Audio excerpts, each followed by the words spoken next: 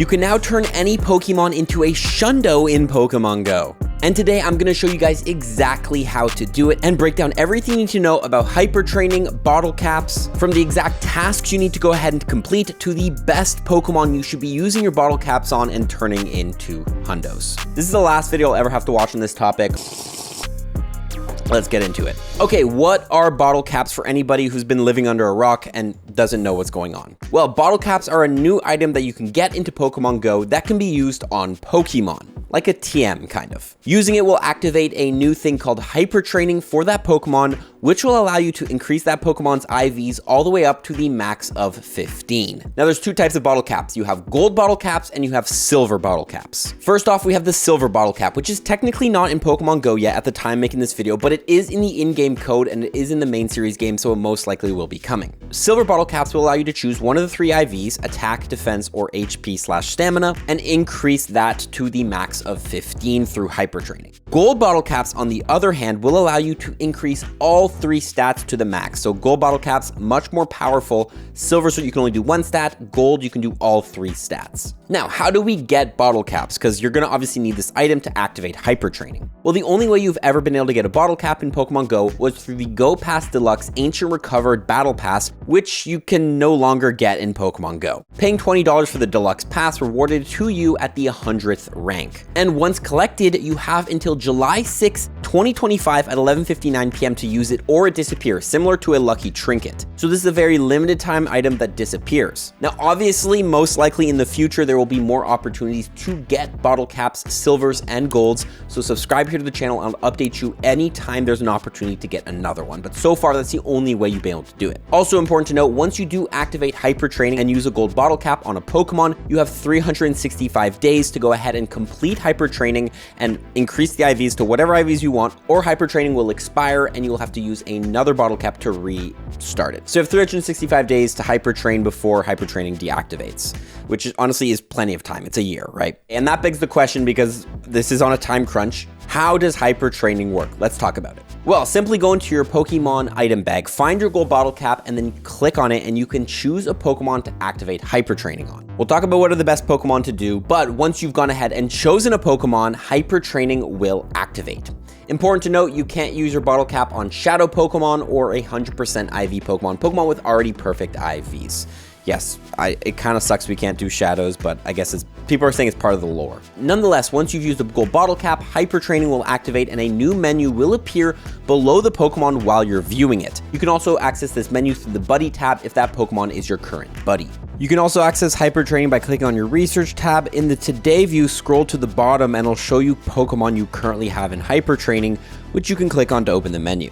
Also, the Pokemon does need to be at least a good buddy, which means you need to get literally one heart with it to use a gold bottle cap on it. So not a huge problem, but if you've never had that Pokemon as your buddy, make it your buddy, give it a raspberry, and then you can bottle cap it. Now, in this menu, you will see the tasks you need to complete to go ahead and increase that Pokemon specific IVs. Within this menu, you can see the current IVs you're working on and the IV number out of 15 you're working on and how far you've progressed on those tasks. So for example, on my Zarude, you could see that I am working on getting the 15th IV for that Zarude, how far I've progressed on that, and that is of course for the attack IV.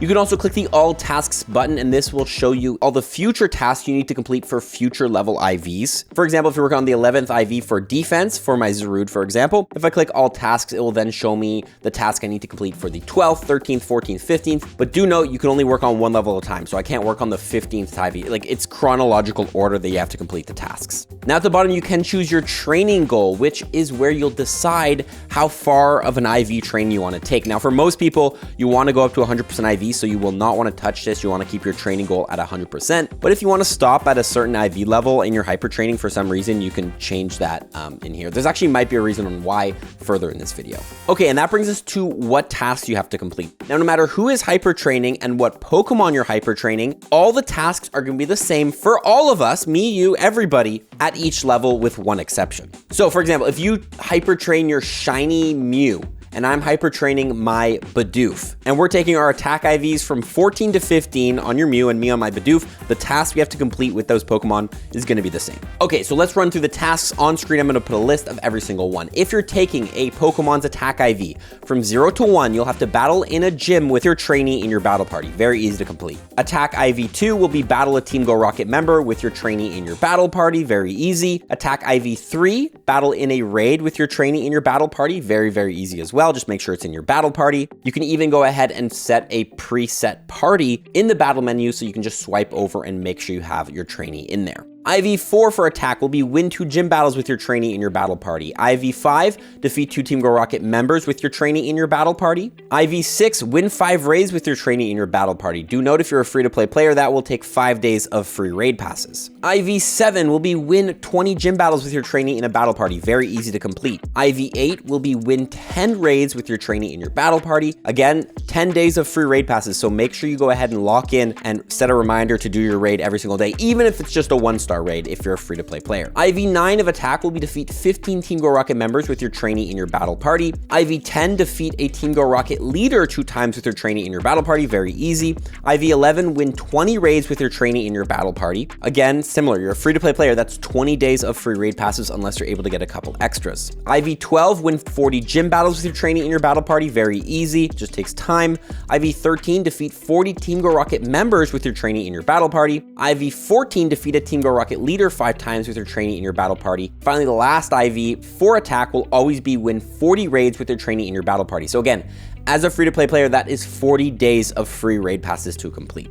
Overall, looking at 75 raids to complete if you're taking a Pokemon from 0 IVs to 15 IVs in the attack category. Now, quick tips for the attack IVs. The best one I would say is remember to create battle parties for both the Master League, which you can then swipe over and use when battling a grunt to make sure your trainee is in your battle party, or when you're doing a raid, make sure your trainee is in one of your preset parties so you can quickly swipe over and have that Pokemon ready when you're going ahead and battling and making sure you're completing the tasks. Okay, let's move on to defense IVs, training them. IV 1 to 15, what are the tasks? Do note, I'm gonna put an asterisk, some of these are time gated. Defense IVs are kind of annoying to hyper train because a lot of them are time gated, you can't just grind them out. Nonetheless, taking a defense IV from 0 to 1, you have to take a snapshot of your trainee, so easy. IV 2 will be play with your trainee as your buddy. IV 3, power up a Pokemon that shares a type with your trainee. IV 4, catch 15 species of Pokemon with your trainee as your buddy. IV 5 is catch 30 Pokemon with your trainee as your buddy. IV6 is take a snapshot of your trainee on 7 different days. Really annoying, that is time gated. And same with IV7, play with your trainee as your buddy on 7 different days. My best tip for these ones is just set a reminder every morning to take a snapshot or play with your buddy. The tasks are easy, but time gated is annoying. IV8 will be power up a Pokemon that shares a type with your trainee 15 times. IV9 is catch 45 species of Pokemon with your trainee as your buddy. IV10 is catch 150 Pokemon with your trainee as your buddy. IV11 is take a snapshot with your trainee on 15 different days. IV12, play with your trainee as your buddy on 15 different days. So again, more time-gated tasks. You're looking at like 45 days almost of time-gated tasks for defense IVs from going from 0 to 15. IV13 will be power up a Pokemon that shares a type with your trainee 30 times. IV14 will be catch 60 species of Pokemon with your trainee as your buddy. And IV15, catch 1500 Pokemon with your trainee as your buddy. By the way, do note, unless it states with your trainee as your buddy, you don't need to have the Pokemon as your buddy to complete all the other tasks. So for example, power up a Pokemon that shares a type with your trainee 15 times.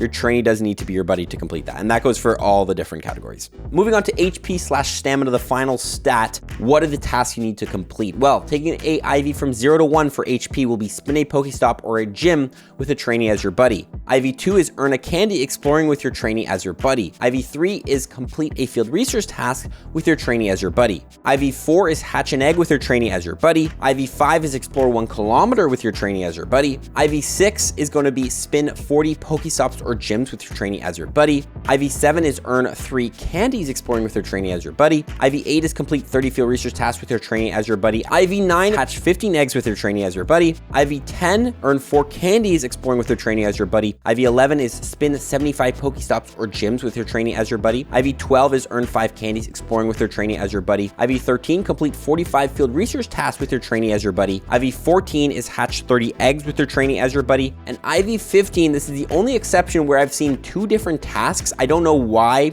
2 people get different tasks, but you can either have earn 10 candies while exploring with your trainee as your buddy, or explore 75 kilometers with your trainee as your buddy. So depending on if you have a legendary or not, this one could be better than the other because legendaries take 20 kilometers to get a candy, so you would rather explore 75 kilometers. But again, any of the exploring with your buddy, it's very important to either use a Poffin on your buddy to make it excited or get it excited for free. I'll link below a video on how to do that. That will half the distance you need to walk to get a candy with it as your buddy. But overall, obviously this shows that if you have a legendary Pokemon, some of these tasks are going to be annoying because obviously you have to walk 20 kilometers with it as your buddy to get a candy. But other than that, the tasks for HP, very, very easy, very, very self-explanatory. You just kind of need to play the game. I will say though, quick tip, if you're choosing between 2 of the same species of Pokemon to hyper train, I would probably go ahead and hyper train the one with the higher defense stat, because defense overall is probably the most annoying stat to hyper train because of the most time gated tasks. The other ones you can just kind of grind out and just play the game, but anything that's time gated is just kind of annoying. So if you have a Pokemon with 15 defense and you have to hyper train the other stats versus one with low defense and the other stats are high, go with the one with the higher defense, in my opinion. Now, once a Pokemon has been hyper trained, a cool animation will happen on screen and its CP will of course increase, as well as its IVs. There'll also be a little icon at the bottom when appraising to show that that Pokemon's been hyper trained. That will differentiate it from a regular Shundo. So a lot of people are saying Shundos are no longer rare. Well, you can very easily tell if a Pokemon's been hyper trained by that little icon. Okay, and that brings us to the question a lot of people are now asking: what Pokemon to hyper train? Obviously, you get 1 gold bottle cap that expires on July 6th in a couple days. You might have already chosen. Let me know what you're gonna hyper train. But if you haven't chosen, here are my best suggestions. Number 1, when choosing a Pokemon to hyper train with a golden bottle cap, do not choose a 98% IV Pokemon, or just a Pokemon with max 2 stats and 1 stat not maxed. Reason being is when silver bottle caps come to Pokemon Go, you're only gonna be able to chain 1 stat with that. For example, you can choose the attack stat and train that. So 98% IVs or Pokemon with 2 max stats and 1 non-max stats are much less worth hyper training with a golden bottle cap than a silver one. So overall, do not choose 98 IVs or Pokemon because again, silver bottle caps will be the better choice there. If you have a silver bottle cap and you have a 98, go for it. But also, on the topic of 98s, don't hyper train functional hundo Pokemon. If you don't know, certain Pokemon in Pokemon Go, whether they're a 15-15-14 IV or a 15-15-15 IV, have the same stats just because of the way HP works. For example, Kyogre and Groudon are examples of that. So if you hyper train one of those Pokemon to make it a hundo, it's kind of useless because statistically they are the same. You're just getting a little visual difference. So overall, don't hyper train functional hundos in my opinion. But that brings us to the best Pokemon to hyper train, and here is my list in order. Number 1, over everything, number 1, in my opinion, is going to be a Pokemon that is a fond memory to you. Look, obviously you could hyper train powerful Pokemon, all that stuff, but overall, Pokemon is about collecting and memories. And if there's a Pokemon that's important to you, for example, for me, Sableye,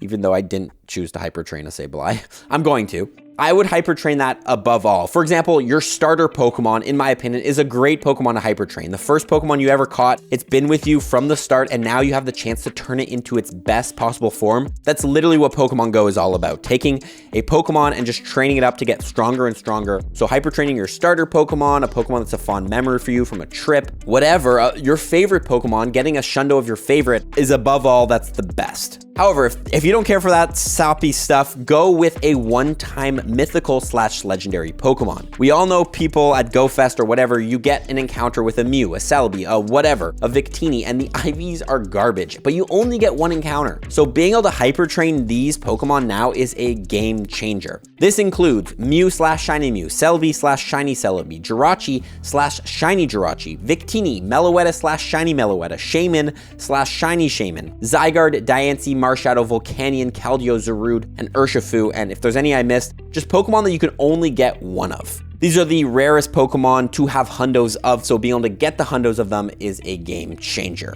Obviously, they're pretty hard to power up as well because you can't really grind candies for them. But if you have, for example, for me, I hyper trained my Zarude that's already level 50. So now I can get a 100% IV level 50 Zarude. That's pretty cool. Not a lot of people have that. I will say Keldeo, Zarude, Urshifu, those 3 Pokemon, even maybe Zygarde, I could see coming to raids in the future. So if you're going to prioritize, I would go with a mythical Pokemon, something like a a Mew, a Celebi, a Jirachi, a Victini, a Meloetta, because the odds of those Pokemon coming to raids and be able to IV hunt them a lot lower. Next up though, if you don't want to do that, is going to be, of course, making Shundos. Shundos, you know, obviously this is why everyone's hyped about bottle caps. You can take any shiny Pokemon and max its IVs. But there are specific Shundos I think are better to make than others. First off, shiny Galarian birds. Those are super rare. Having a Shundo Galarian bird not only looks sick, but is cool. Background catch card shinies. Pokemon, you know, the backgrounds from Global Go Fest, from the in-person Go Fest Paris. If you have like a shiny London Rayquaza from back when it was released at Go Fest, that would be a sick Shundo to have. Obviously, powerful legendaries is another one to mention, like maxing out a Crown Sword Zamazenta or a Duskmane Necrozma or a shiny Mewtwo. I don't know, any like strong legendary Pokemon, mythical Pokemon, Genesect, I don't know. All those that are top rate attackers, a black or a white Kyurem, maxing out a Shundo of that would be cool. All great options as well to make into Shundos, and that goes with Mega Pokemon as well. Having a Shundo Mega, for example, I've wanted a Shundo Mega Gardevoir for the longest time, would be a sick time. Mega Rayquaza, you know, the Latios, Latias, all that stuff, making Shundos of them, great. Dynamax and Gigantamax Pokemon, also really sick Shundos to make, like a Shundo Gigantamax Charizard, super cool. Any of those, great options. And then finally, rare Pokemon like regional shinies, making a Shundo regional, I don't know, a Shundo Sandile, any like rare shinies that you might have that not a lot of people have. Larvesta would be another cool one. Great options. Overall, you can't really go wrong with making Shundos. Those are some of the best ones in my opinion in terms of rarity. But again, going back to it, what is important to you, that's what you should max. Finally, the last thing I see not a lot of people talking about, and a reason why you might want to change your goal on your IVs, is making rank 1 PvP IV legendaries. For example, this Cobalion right here is a 115 6 attack IV. And the rank 1, the best possible Cobalion you could have for the Ultra League is a 115 12. So theoretically, if I were to IV train just the HP stat of this Cobalion up to 12, that would be a rank 1 Cobalion for the Ultra League. Now, obviously, like making Shundos way cooler, but if you're really big into PvP, you really want to grind PvP, and you want to get some of the strong, like there's legendaries are strong. Giratina Altered ranked 13 in the Ultra League. If you could get a rank 1 Giratina Altered form for the Ultra League, and you're big into PvP, you could bring that to a Play Pokemon Regional, and that could make a big difference. I guess they don't do Ultra League in the Play Pokemon, but still. Overall, making rank 1 PvP IV, something not a lot of people are talking about, and might only be for specifically a small group of people, but still maybe something to consider. Guys, watch the other two videos on screen if you enjoyed this one, and let me know in the comment section below what Pokemon you're going to bottle cap and any other questions you might have. We'll catch you all in the next one. Follow for tips, everybody. Peace.